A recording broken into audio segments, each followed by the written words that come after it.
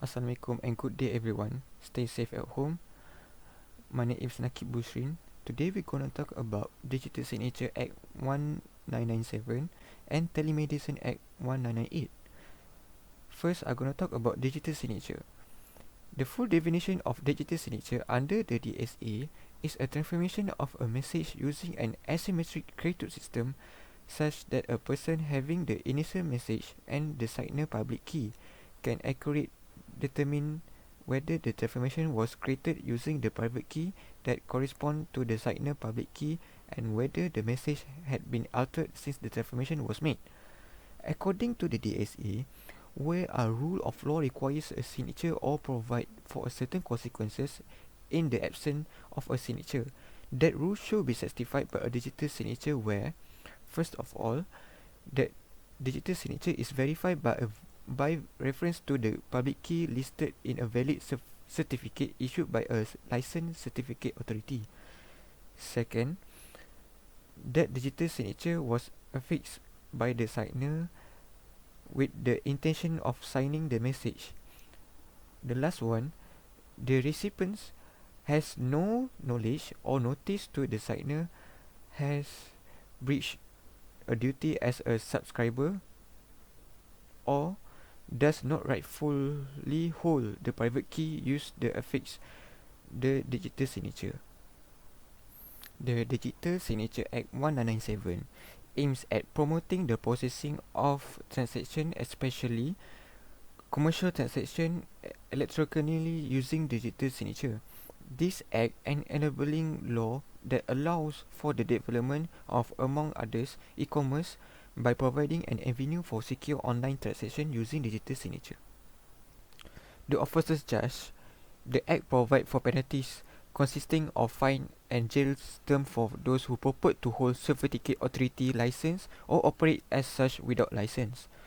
Those who operating illegally can be fined a maximum of 5,000 ringgit or jail 10 years. Could be both.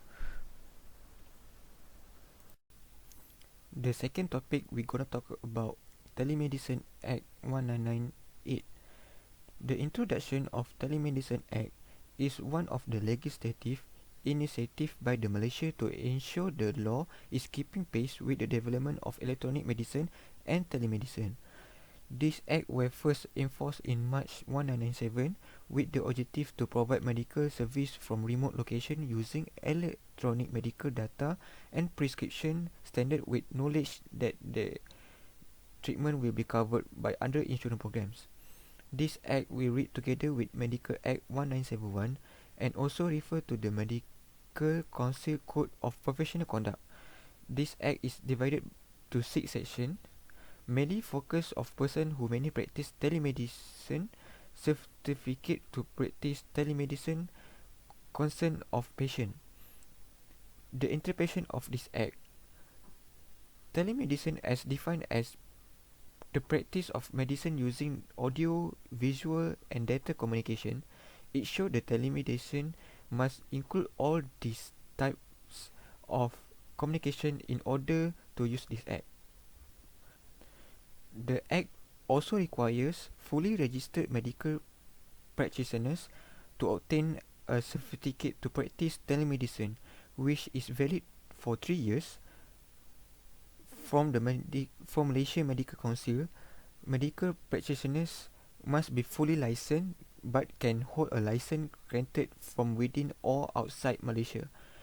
If a telemedicine service must be performed by a medical practitioner resident outside Malaysia, he must be fully licensed medical practitioner holding both a practicing certificate and a certificate to practice telemedicine.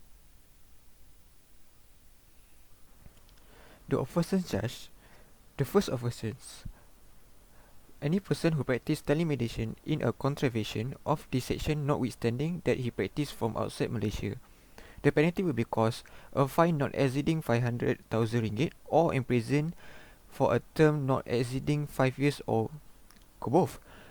The second offense, if any fully registered medical practitioner who contravenes this section, a penalty will be caused a fine not exceeding 100,000 ringgit, or imprisoned for a term not exceeding 2 years, or both.